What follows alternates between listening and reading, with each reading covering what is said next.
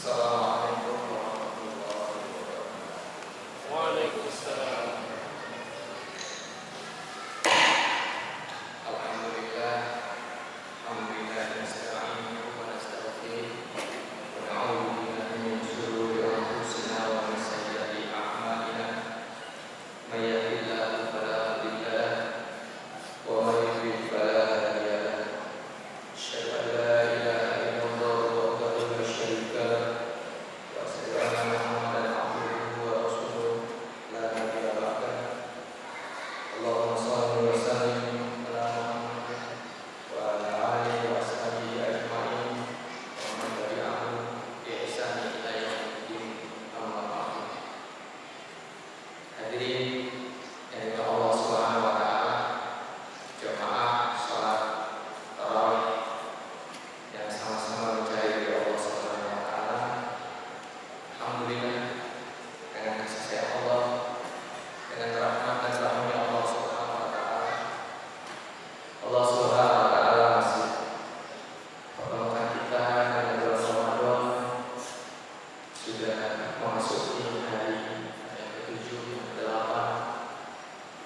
Lalu juga Allah Subhanahu wa taala masih memudahkan kita untuk sholat Isya secara berjamaah.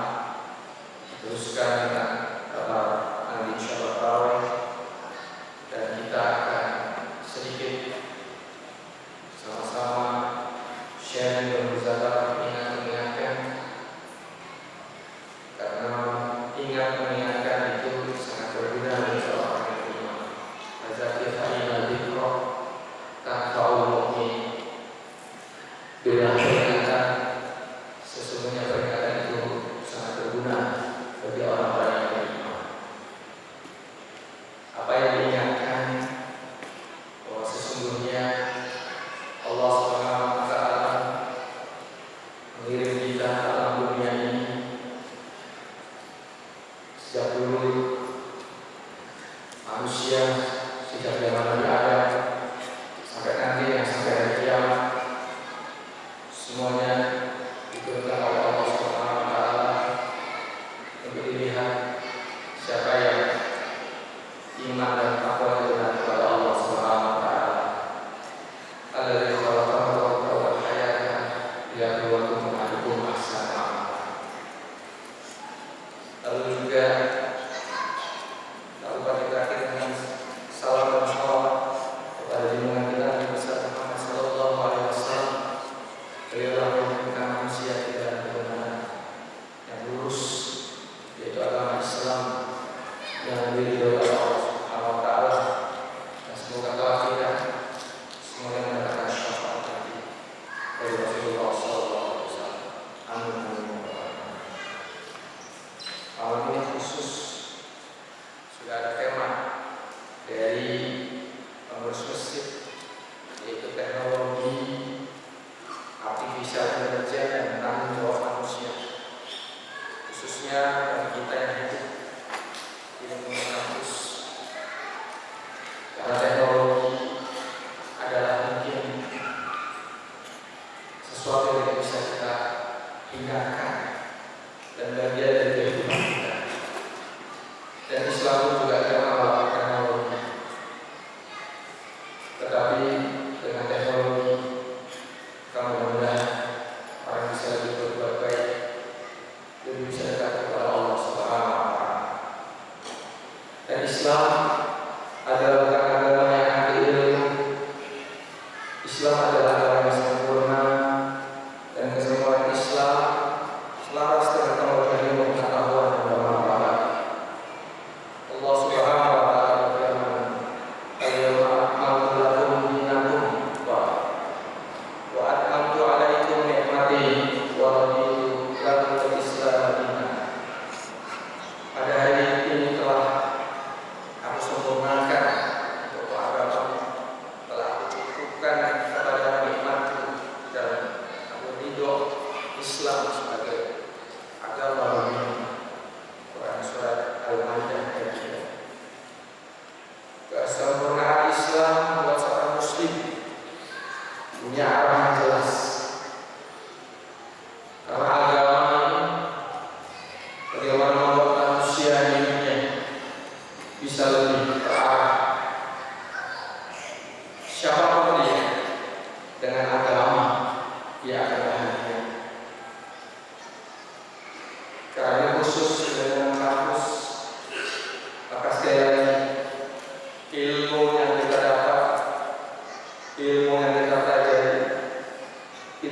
selaras dengan apa yang diperintahkan dalam agama Islam. Dan semua ilmu itu jika kita luruskan adalah mendekatkan kepada Allah Subhanahu wa taala dan memberikan manfaat kepada manusia. Karena itu tanda-tanda orang yang berakal, menggunakan zikir dan fikir, bukan salah satunya atau bahkan bukan kedua-duanya. Allah Subhanahu wa taala berfirman, "Inna fi khalqis samawati wal ardi wa ikhtilafil laili wan nahari la'ayatin liulil albab alladzina yadhkuruna Allaha qiyaman wa qu'udan wa 'ala junubihim wa yatafakkaruna fi khalqis samawati wal ardi rabbana ma khalaqta hadza batilan subhanaka faqina 'adzabannar." Sesungguhnya dalam penciptaan langit dan bumi dan silih bergantinya malam dan siang terdapat tanda-tanda bagi orang-orang yang berakal, yaitu orang-orang yang mengenal Allah sambil berdiri, duduk, dan dalam keadaan berbaring, dan mereka memikirkan tentang penciptaan langit dan bumi. Seraya berkata yang diingatkan, tidaklah kau menciptakan dengan sia-sia. Maha suci Engkau, maka berikan kami dari siksa neraka. Quran Surat Al-Imran 191. Dan Islam mengajarkan bagaimana orang makin berilmu, orang makin mengetahui sesuatu, maka akan selalu bertambah keimanan. Dan hubungan iman dan ilmu adalah saling meninggikan derajatnya. Hadirin yang dimuliakan Allah Subhanahu wa taala, ini saya tidak tahu kenapa pengurus judulnya teknologi AI. AI kelihatannya luar biasa, tapi kalau kita lihat bagaimana Allah Subhanahu wa taala ciptakan kita. Jadi ini saya nggak pakai teks lah, saya ngajarnya seperti ngajar AI, tapi bagaimana supaya kita belajar AI tapi menjadi takut kepada Allah Subhanahu wa taala, supaya dekat kepada Allah Subhanahu wa taala. Dulu waktu saya mengambil doktorat 20 tahun yang lalu, ada namanya Micro Nano Research Center. Kalau micro itu 10 kali 6, nano itu 10 kali 9. Jadi bagaimana menciptakan, bukan menciptakan, yang menciptakan hanya Allah Subhanahu wa taala, berubah bentuk, bagian sensor hidung. Waktu itu membuat sensor hidung, bagaimana ada namanya ICM, kuat kristal microbalance. Jadi bagaimana bisa mencium bau aroma parfum. Dibuat teknologinya, dibuat sensornya. Harga sensornya mahal sekali, sedikit 10 kali dipakai sudah error kalibrasinya, dan seterusnya.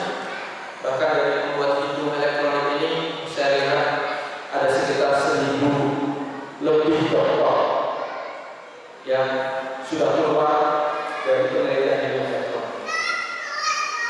Tapi ternyata sampai sekarang belum ada hidung yang bisa mengalahkan hidung manusia. Jadi di hidung kita ini baru hidung buatnya susah, lama, nggak beres-beres. Belum mata, belum telinga, belum bagaimana multimodal itu menggabungkan beberapa fitur atau beberapa dimensi input sehingga bisa dicerna dan bisa memutuskan bahwa ini adalah sesuatu yang benar. Masya Allah. Jadi begitu komplikatifnya Allah Subhanahu wa taala ciptakan manusia. Tapi manusia tidak pernah lihat itu.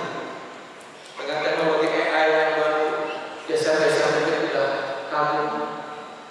Jadi sampai sekarang itu kalau robot humanoid jalan dua kaki. Itu kenapa dia tidak bisa lari? Karena kalau dia lari, maka titik kesetimbangannya berubah,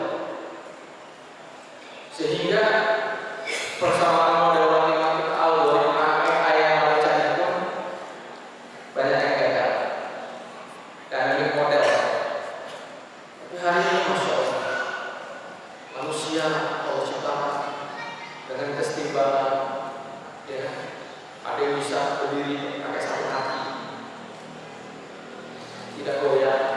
Ada yang belajar fisik, ada yang belajar fisika itu kesetimbangan itu rumusnya itu. Dulu waktu kita meneliti mengenai robot, waktu lagi menggenggam tangan robot, Bapak Ibu tahu kan jari-jari robot ini untuk membuat degree of freedom. Terus bagaimana megang robot itu rumus matematiknya 10 halaman sendiri. Ada rumus matematik Newton 1, Newton 2, Newton 3, persamaan diferensial, parsial, dan seterusnya. Baru cuma mereka kalau dia terlalu kencang, maka telurnya pecah oleh robot itu. Kalau dia terlalu lembek, maka telurnya jatuh. Itu udah banyak. Hari ini Allah Subhanahu menciptakan itu semua kepada diri. Makanya teknologi AI dan sebagainya itu sebenarnya kita lihat bagaimana ciptaan Allah pada diri kita. Dan teknologi AI yang digunakan sekarang itu hanya black box, ya, sampai sekarang tidak bisa membuat emosi, membuat model emosi, ya, sampai sekarang. Jadi, nah sekarang bagaimana kita menyikapi itu semua? Hadirnya Allah Subhanahu wa Ta'ala. Kalau dulu, ya, banyak orang yang masuk Islam, terutama di luar barat masuk Islam, karena ya setelah belajar dan di dalam Islam itu tidak ada perdebatan tentang ilmu pengetahuan dan sangat cocok mengenai logika mereka belajar sains.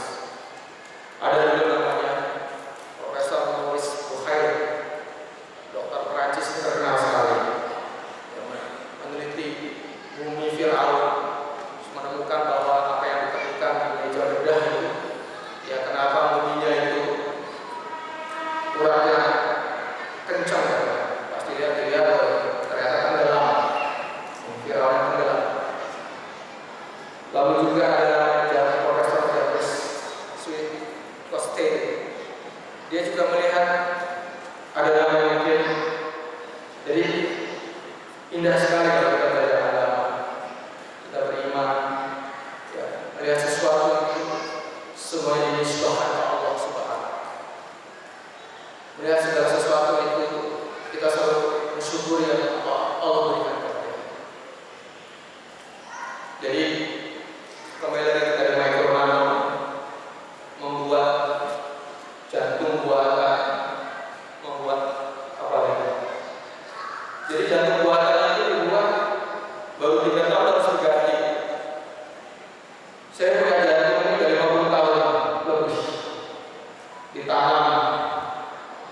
Allah berikan, Bapak boleh pegang jantungnya masing-masing.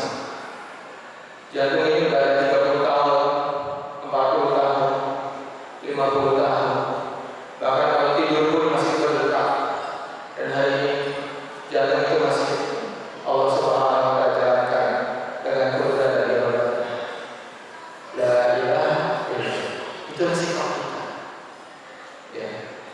Jadi hadirin Allah Subhanahu wa Ta'ala masih banyak lagi. Bahkan juga ada ilmuwan yang masuk Islam setelah membaca. Saya tadi cari ayat Al-Quran mungkin karena saya pernah Al-Quran sendiri harus kayak ya. Tapi kalau dulu orang-orang itu alim, ulama, dan juga berilmu. Jadi Imam Syafi'i itu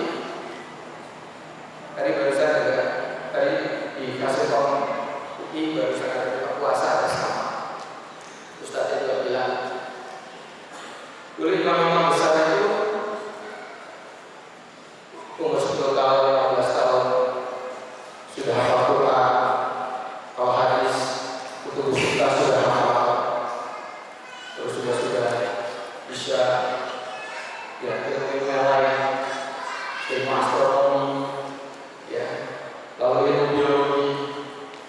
Dulu Imam Syafi'i cerita sama muridnya, wahai imam, wahai syekh, bagaimana membedakan